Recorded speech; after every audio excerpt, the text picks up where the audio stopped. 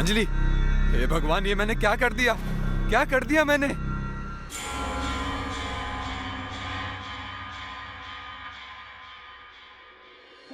Sir, मैंने अपनी पत्नी अंजलि का खून कर दिया है। क्या? पर क्यों मारा तुमने अपनी पत्नी को? सर, मैं नशे में था, कुछ समझ नहीं पाया। मैंने तो सिर्फ उसे डराने के लिए गन उठाई थी। पता नहीं गोली कब चल गई सर। अच्छा, ठीक है, चलो।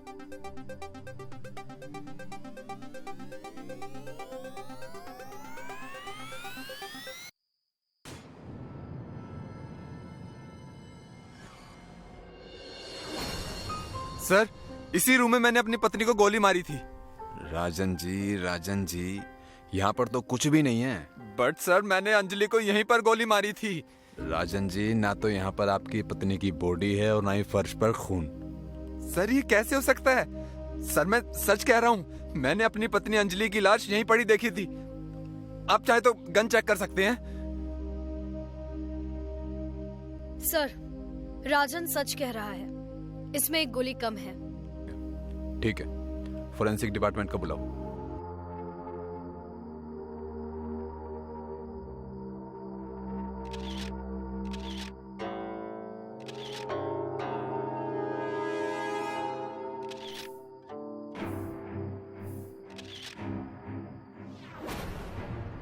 खून के निशान तो हैं, पर लाश यहाँ से कौन ले जाएगा और किस लिए? हेलो, क्या? सर, वर्सोवा नदी के पास अभी एक औरत की लाश मिली है।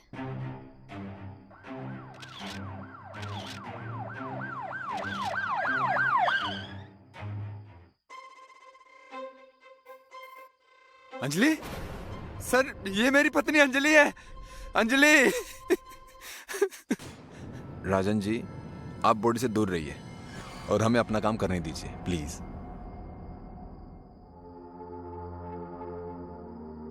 राजन जी, आपकी पत्नी की बॉडी में कहीं भी गोली लगने के निशान नहीं है। ये कैसे हो सकता है? मैंने खुद गोली मारी थी सर। सर, मुझे ये झुमका मिला है। ये झुमका? ये झुमका तो अंजलि की छोटी बहन निधि का है। इसे हमने गिफ्ट किया था निधि के बर्थडे पर। क्या अंजलि और निधि के बीच में कोई झगड़ा था? सर, निधि प्रॉपर्टी को लेकर अक्सर अंजलि से लड़ती थी। कभी कभी तो नौबत हाथापाई पर भी आ जाती थी। प्रॉपर्टी का क्या मसला था? प्रॉपर्टी का कोई मसला नहीं था। अंजलि खुद चाहती थी कि प्रॉपर्टी निधि के नाम हो जाए, लेकिन उसे ड्रग्स की बुरी लत लग गई थी। इसलिए अंजलि ने उसे कहा था कि अगर प्रॉपर्टी चाहिए तो उसे ड्रग्स छोड़नी पड़ेगी। ये निधि कहाँ है? निधि ज्यादातर अपने पनवेल वाले फार्म हाउस पर ही रहती है। कामिनी, बॉडी को पोस्टमार्टम के लिए भिजवा दो और हम चलते हैं निधि के पास।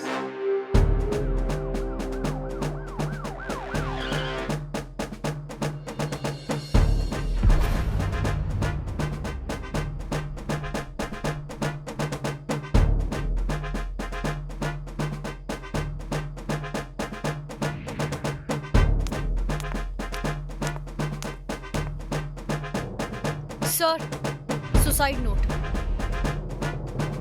मैंने अपने नशे की लत को पूरी करने के लिए अपनी बड़ी बहन अंजलि को मार दिया। मुझे जीने का कोई हक नहीं। दीदी, हो सके तो मुझे माफ कर देना। आपकी छोटी बहन निधि आपके पास आ रही है। सर, निधि खूनी थी और अब वो नहीं रही। इसका मतलब सर, केस खत्म। कामिनी, जब तक दोनों बॉडी की पूरी रिपोर्ट नहीं आ जाती, ये केस खत्म नहीं होगा। और हाँ, दोनों घर के आसपास के सीसीटीवी अच्छे से चेक करो। Okay sir. सर, अंजलि की बॉडी पर एक बाल मिला है। ठीक है, तुम एक काम करो, निधि की बॉडी को पोस्टमार्टम के लिए भिजवाओ और फोरेंसिक टीम को बोलो कि अंजलि की बॉडी से जो बाल मिला है उसे निधि के डीएनए से मैच करके देखे कि वो निधि के बाल तो नहीं। और इस घर को पूरी तरह सील करके छानबीन करो और देखो कि निधि की हैंडराइटिंग वाली कोई और नोटबुक मिलती है क्या।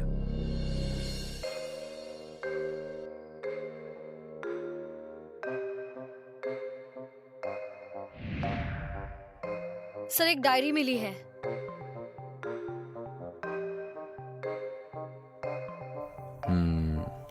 दोनों की हैंडराइटिंग एकदम सेम टू सेम है। तो सर, इसका मतलब निधि को सच में अपनी बहन को मारने का पछतावा था। हो सकता है।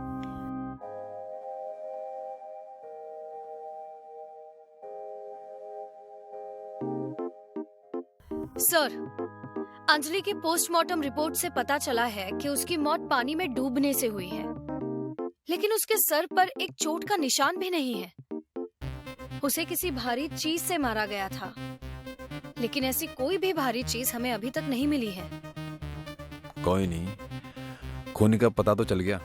निधि जिंदा होती तो बता देती वो भारी चीज है कहाँ, लेकिन वो तो। सर, अंजलि की बॉडी पर जो बाल मिला था वो निधि के डीएनए से मैच नहीं हुआ। क्या?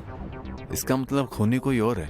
जी सर, आप सही कह रहे हैं, क्योंकि अंजलि और निधि के घर के पास वाले सीसीटीवी फुटेज को जब मैंने देखा तो एक रेड कैप वाला इंसान नजर आ रहा है, जो दोनों ही जगह पर कैप से आया है।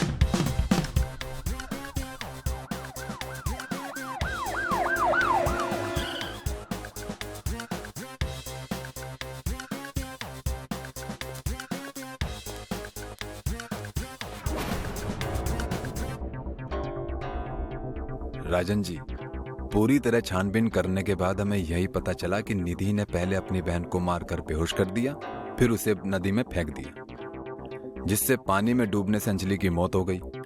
एक लाइन में कहें तो निधि ने ही अंजलि का खून किया और फिर पछतावा करते हुए उसने आत्महत्या कर ली। अब जो भी हो, मेरी अंजलि तो नहीं आ सकती ना। राजन जी, खुद को संभालिए। समझ नहीं आ रहा खुद को कैसे संभालूं। मुझे संभालने वाली तो अब रही नहीं।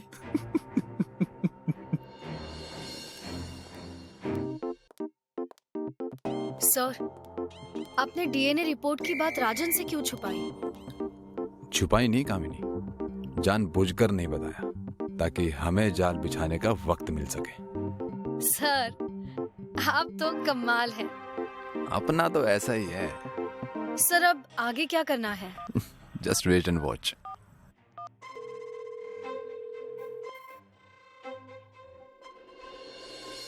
Hello, cab company? मैं इंस्पेक्टर राठौड़ बोल रहा हूँ। कोला कैब कंपनी को छोड़कर बाकी सभी कैब कंपनीज आज के लिए बंद कर दीजिए, और कमल रोड मैंगो विला के लिए जो भी कोला कैब जाए उसकी डिटेल मुझे तुरंत चाहिए।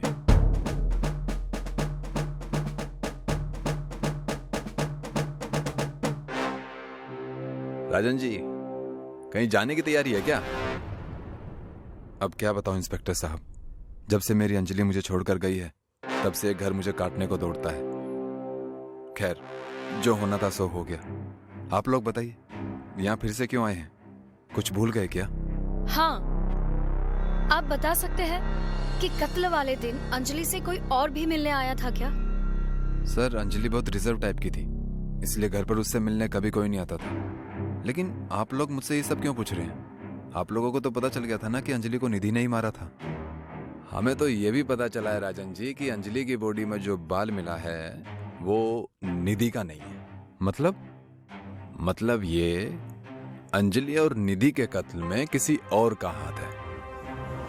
क्या? ये आप क्या कह रहे हैं इंस्पेक्टर साहब? निधि ने खुद सुसाइड नोट में कबूल किया है कि उसी ने अंजलि को मारा है, तो फिर आप ये नई कहानी क्यों बना रहे हैं? कहानी है या हकीकत, वो तो हम आपको बाद में दिखाएंगे, लेकिन फिलहाल आप शहर छोड़कर कहीं नहीं जा सकते।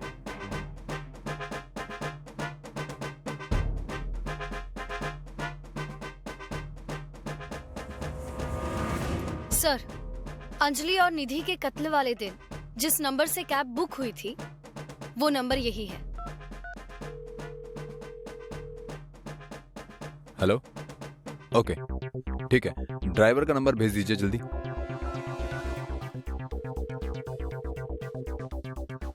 हेलो, मैं इंस्पेक्टर राठौड़ बोल रहा हूँ। मेरी बात ध्यान से सुनो। तुम जहाँ भी हो उसका लाइव लोकेशन भेजो जल्दी, और जो भी तुम्हारी कैब में बैठकर जाने वाला है उसे धीरे धीरे ले जाकर उसकी जगह पर छोड़ देना।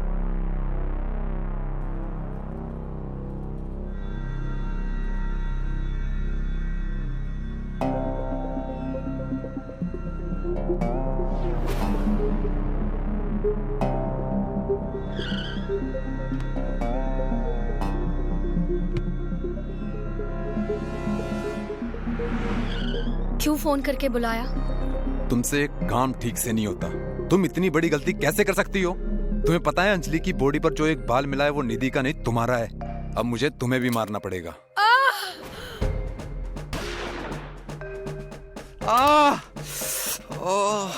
बहुत हो गया लुक्का छुपी करके, अब सच बोलने का समय आ गया है। ये बताओ क्यों मारा तुमने अंजलि और निधि को? अब मैंने तुम्हें मना किया था ना यहाँ आने के लिए, फिर तुम क्यों आई? मत भूलो कि अभी तक हमारा तलाक नहीं हुआ है। फिर भी ज्यादा के लालच में तुमने अमीरजादी अंजलि को फंसाकर जो उससे शादी की है ना। अगर सोचो अंजलि को तुम्हारी सच्चाई के बारे में पता चल जाए तो तुम्हारा क्या होगा? तो तुम ब्लैकमेल कर रही हो? क्या चाहती हो? ज्यादा कुछ नहीं, बस हर महीने 5 लाख। राजन, शादीशुदा होने के बावजूद भी तुमने मुझसे शादी की सिर्फ और सिर्फ मेरी जायदाद के लिए। इतना बड़ा धोखा। लेकिन अब मैं अपनी सारी जायदाद निधि के नाम कर दूंगी और तुम्हें तलाक देकर भिखारी बना दूंगी। तुम जिंदा रहोगी तब ना।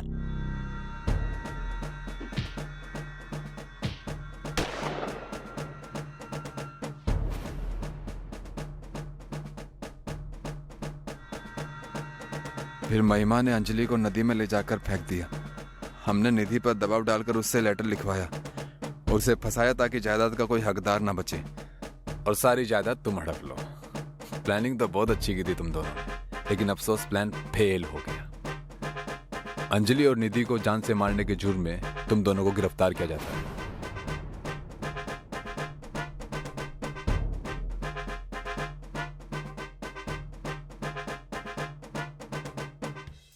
सर, एक बात मुझे समझ में नहीं आ रही कि महिमा तो किसी भी कैब से आ सकती थी, तो वो कोला कैब से क्यों आई? क्योंकि कोला कैब को छोड़कर मैंने सारी कंपनीज को बंद कर दिया था, तो ऑप्शन में सिर्फ कोला कैब ही बचा।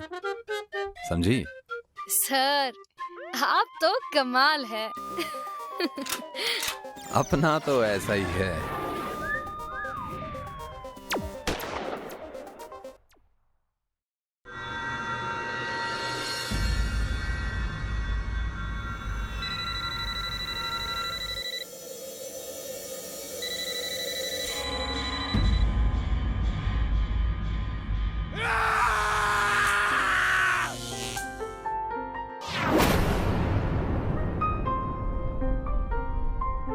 कामिनी, ये आदमी बेचारा बेमतलब मारा गया। सही कहा सर, ऐसी मौत किसी को नहीं आनी चाहिए। कितनी छोटी सी वजह थी, मोबाइल में कुछ गड़बड़ी हुई और शॉक लगने के कारण मर गया। ये आजकल मोबाइल से बहुत सी मौतें हो रही हैं। वही तो, अब इसका क्या करें सर? करना क्या है, एक्सीडेंट का केस बनाकर केस को बंद कर दो। बेचारा भरी जवानी में मर गया। Yes sir. क्या बात है सर, आज बड़े खुश लग रहे हो। बहुत सेल्फी ली जा रही है। हाँ कामिनी, मैं तो बस नए फोन का कैमरा चेक कर रहा था, आज ही खरीदा है। वाह सर, मोबाइल तो बहुत अच्छा है। अच्छा तो होगा ही, महंगा जो है। सर, मेरी बीवी करंट लगने से मर गई सर। कब और कैसे? अभी हुआ। वो फोन पर बात कर रही थी, तभी अचानक उसे जोर का झटका लगा और वो नीचे गिर गई। कामिनी, इस हफ्ते का दूसरा केस है ना? नहीं सर, तो फिर? शायद ये 8वां है। इतने केसेस हो गए, फिर भी तुमने मुझे बताया क्यों नहीं? सॉरी सर, मैंने सोचा ये सब एक्सीडेंट है, इसीलिए कोई केस नहीं हुआ। कामिनी, एक बार जो होता है उसे एक्सीडेंट कहते हैं। बार बार अगर ऐसा हो तो समझ जाओ कि कहीं पर कुछ बुरा हो रहा है। जी सर। आगे से ध्यान रखना। अब तक जितनी मौतें चोट लगने से हुई हैं, उन सब की डिटेल चाहिए मुझे। अब चलो ये केस देखते हैं।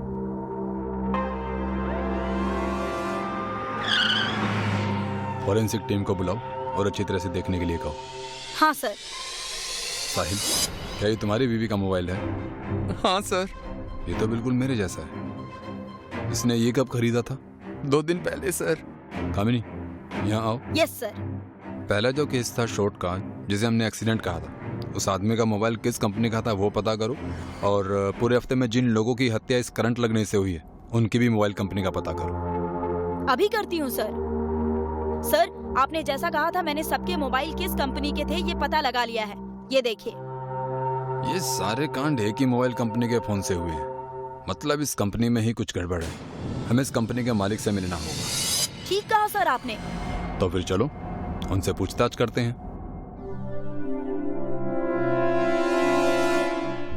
रोहित साहब, क्या आपको पता है आपके मोबाइल लोगों की जान ले रहे हैं? हाँ सर, पता है, इसलिए मैंने कल ही प्रोडक्शंस पूरी तरह से रुकवा दी है। तो क्यों मारा इतने लोगों को? नहीं सर, मैंने कुछ नहीं किया। भला मैं अपने ही कंपनी का नाम क्यों खराब करूंगा? और मेरी किसी से कोई दुश्मनी नहीं थी सर। झूठ बोल रहे हो तुम। एक तो डिफेक्टिव मोबाइल बनाते हो, ऊपर से झूठ बोलते हो। मेरा यकीन कीजिए सर, मैंने कुछ नहीं किया। उल्टा मुझे अखबार में मेरी कंपनी के बारे में बुराई पढ़कर बहुत दुख हुआ है। ठीक है, तुम्हारे घर में कौन कौन है? जी, माँ बाप नहीं है, एक बीवी थी पर हमारा तलाक हो गया, और एक छोटा भाई है। वो क्या करता है? उसका सॉफ्टवेयर का खुद का बिजनेस है सर। क्या लगता है आपको, किसी पर शक है आपको? कोई सगा या फिर कंपनी में कोई? नहीं सर, सब लोग मेरे ही हैं, किस पर शक करूं? ठीक है, जब तक पता नहीं चलता शहर छोड़कर मत जाना।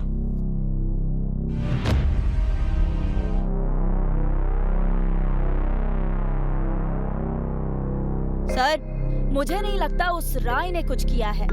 ये किसी अंदर वाले का काम है। मुझे भी यही लगता है।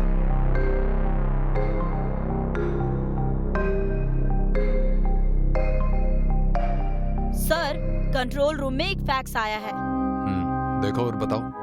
सर, इसके मुताबिक अब तक जितने भी लोग मरे हैं वो सब करंट लगने से पहले फोन पर बात कर रहे थे। और हैरानी की बात ये है सर कि सभी को एक ही नंबर से कॉल आया था।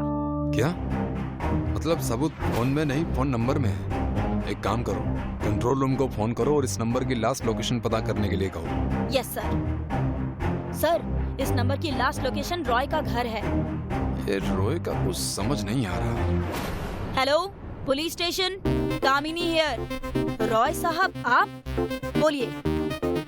सर, रॉय का कहना है कि उसे पता है कि ये सब किसने किया है। उसने तुरंत हमें घर बुलाया है। जाते हैं, ये फोन का नंबर भी पता लगाना है।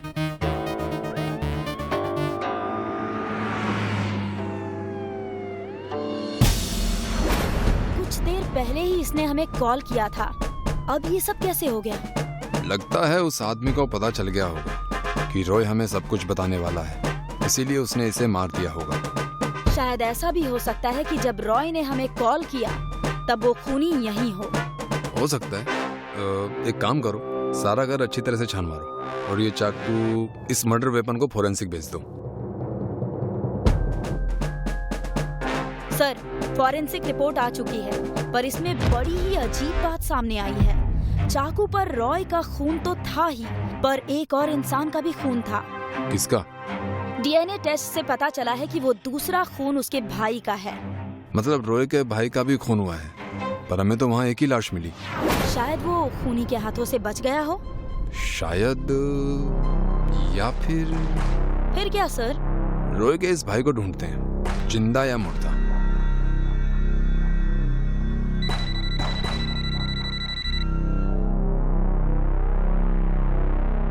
सर, ये तो वही नंबर है जिससे लोगों की जाने गई है। जल्दी से इस नंबर को ट्रेस करो। मैं करती हूँ, पर फोन मत उठाना। सर, इस नंबर का लाइव लोकेशन तो रॉय का घर है। चलो जल्दी। अच्छा, तो तुम हो इस फसाद की जड़। तुमने किया है ये सब। क्यों किया ये सब तुमने? मैं अपने भाई से बदला लेना चाहता था, बर्बाद करना चाहता था उसे, क्योंकि वो सौतेला था और मैं सगा। पर मेरे माँ बाप ने सारी जायदाद उसे दे दी, इसलिए बदला लेने के लिए मैंने उसकी कंपनी के मोबाइल में एक ऐसा सॉफ्टवेयर डाला जिससे एक खास नंबर से आया हुआ फोन उठाते ही जोर का करंट लगेगा और लोगों को लगेगा कि मोबाइल की गलती है। और ये बात रॉय को पता चल गई होगी, इसलिए उसे भी मार डाला। पर एक गलती कर दी तुमने, तुम्हारी हाथापाई में तुम्हारा खून भी चाकू पर आ गया। अब सड़ते रहना जेल में, फांसी का ऑर्डर आने तक। कमाल का नसीब है सर आपका, आप तो मरते मरते बच गए। अपना नसीब तो ऐसा ही है।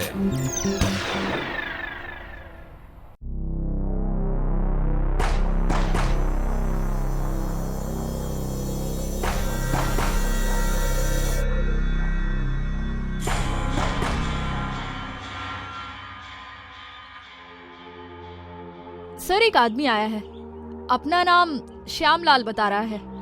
उसे चोरी की रिपोर्ट लिखवानी है। तो फिर लिख लीजिए, इसमें पूछने वाली क्या बात है। सर लिख तो लूं, पर ये आदमी आपसे ही मिलकर रिपोर्ट लिखवाना चाहता है। ठीक है, बुलाओ उसे। आ जाइए। नमस्ते सर, मैं श्यामलाल, वो लाल चौक पर कपड़े की दुकान है मेरी।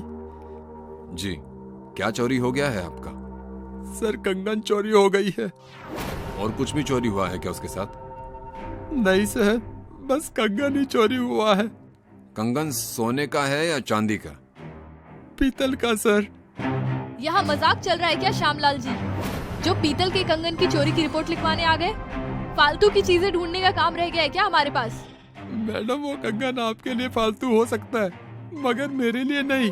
वो कंगन मेरी माँ की आखिरी निशानी है। उस कंगन से मेरी यादें, मेरे जज्बात जुड़े हैं, फालतू नहीं है वो। श्यामलाल जी, कामिनी जी की तरफ से मैं आपसे माफी मांगता हूँ। उन्हें पता नहीं था कि उस कंगन के साथ आपकी माँ की यादें जुड़ी हुई हैं। सर, एक समय था जब हमारे पास खाने के लिए कुछ पैसा नहीं था, तो माँ ने उस कंगन को गिरवी रखकर हमारा पेट भरा था। फिर मैंने पैसा इकट्ठा करके उसे वापस छुड़ाया था। वो कंगन मेरे लिए बहुत मायने रखता है सर। मैं जानता था पीतल का कंगन के लिए कोई रिपोर्ट नहीं लिखेगा, इसलिए मैंने आपसे मिलने की जिद की थी। हम पूरी कोशिश करेंगे कि आपका कंगन आपको मिल जाए, पर सवाल ये है कि चोर ने सिर्फ पीतल का कंगन ही क्यों चुराया? क्या पता सर, ये तो चोर ही बता सकता है। आप अपना एड्रेस लिखवा दीजिए, हम आते हैं थोड़ी देर में। तब तक आप किसी भी चीज को हाथ मत लगाइएगा। एड्रेस लिख लीजिए।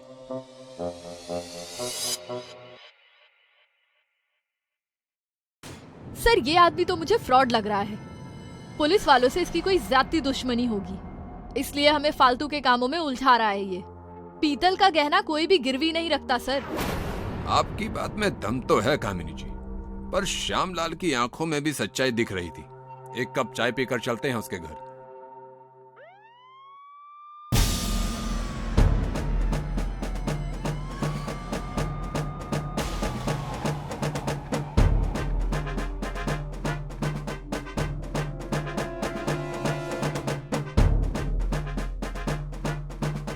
सर चोर ने पूरा घर इत्मीनान से खंगाला है।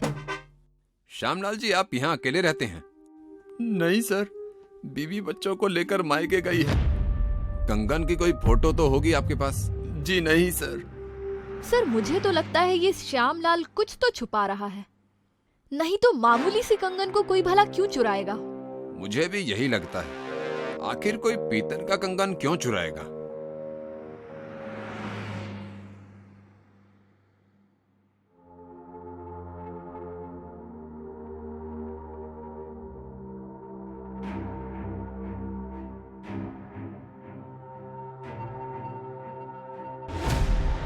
सर मैं तो कहती हूँ श्यामलाल को लाकर अपने राम प्यारी का स्वाद चखाते हैं, सब सच बाहर आ जाएगा।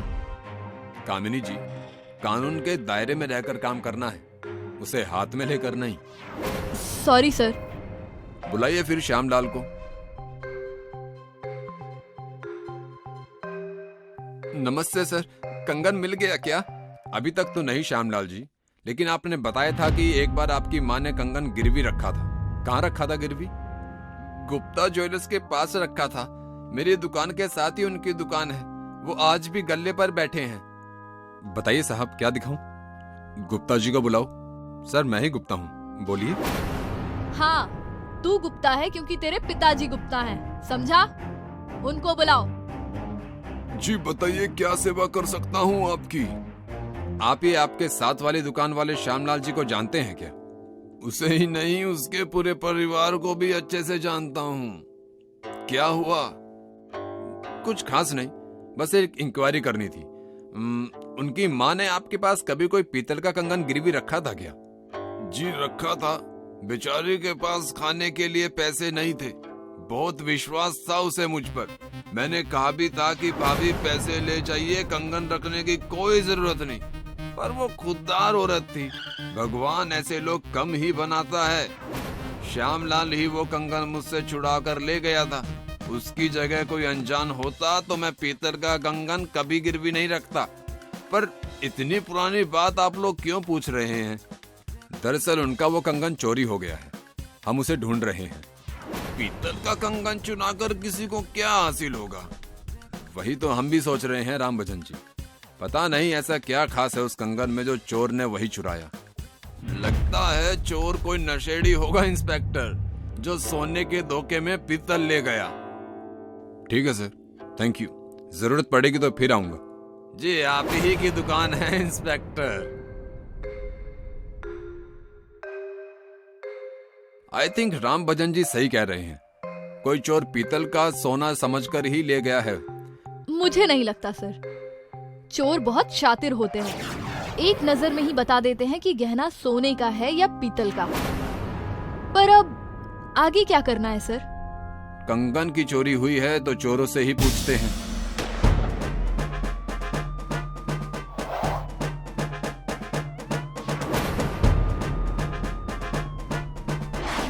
सर आपने तो लगभग शहर के सारे चोरों को पकड़कर हवालात में डाल दिया। कंगन चोर का पता तो करना होगा ना। माँ की यादों का सवाल है कामिनी जी। तुम में से कौन है जिसने कुंज विहार के श्यामलाल जी के घर के कंगन चुराया है? जल्दी बोलो, वरना एक एक को इतना तोड़ूंगा कि कोई जोड़ नहीं पाएगा। साहब हम लोगों में से किसी ने चोरी नहीं की है। वो एरिया भीड़ नगर के भीमा का अंडर का है, वो नया है, हम उसे शक्ल से नहीं जानते। क्या कामिनी जी, पूरा शहर उठा लाए और जिसे लाना था उसे ही नहीं लाई। Sorry sir. खैर, कहाँ मिलेगा ये बीमा? अबे तू मन ने भिखारी समझता है क्या? कितने पैसे चाहिए तुझे बोल? मेरे पास करोड़ों रुपए आने वाला है। जानता है कैसे? वो अपना कुंज विहार वाला श्यामलाल है ना, सुना है उसके घर में एक कंगन है पीतल का। वो एंटीक पीस है भाया, जिसकी विदेश में करोड़ों की कीमत है। मैं उसे उड़ाकर करोड़पति बन जाऊंगा।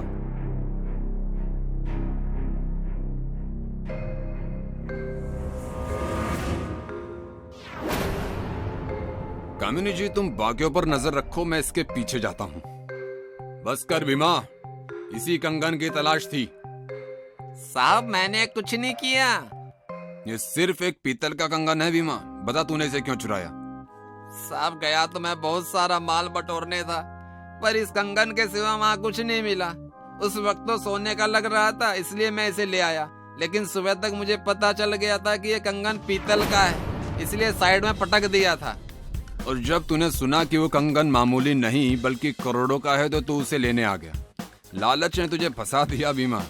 अच्छा एक बात बता, चोरी करते वक्त तूने दारू पी रखी थी क्या? हाँ साहब, थोड़ी ज्यादा पी रखी थी। तू थोड़ा सच्चा और थोड़ा लुच्चा है। कुछ दिन निकाल अब इस मेहमान खाने में।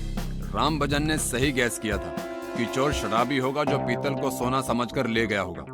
बुजुर्ग आदमी के पास जिंदगी का तजुर्बा होता है कामिनी जी, उन्हें थोड़ा सीरियस लिया कीजिए। तजुर्बे का तो पता नहीं सर, लेकिन आपने जिस प्यार से एक बेटे के लिए उसकी माँ के पीतल के कंगन ढूंढे हैं ना, उसके लिए सैल्यूट है आपको। आपकी जगह अगर मैं होती तो ये केस कभी नहीं लेती। श्यामलाल जी को बुलाओ।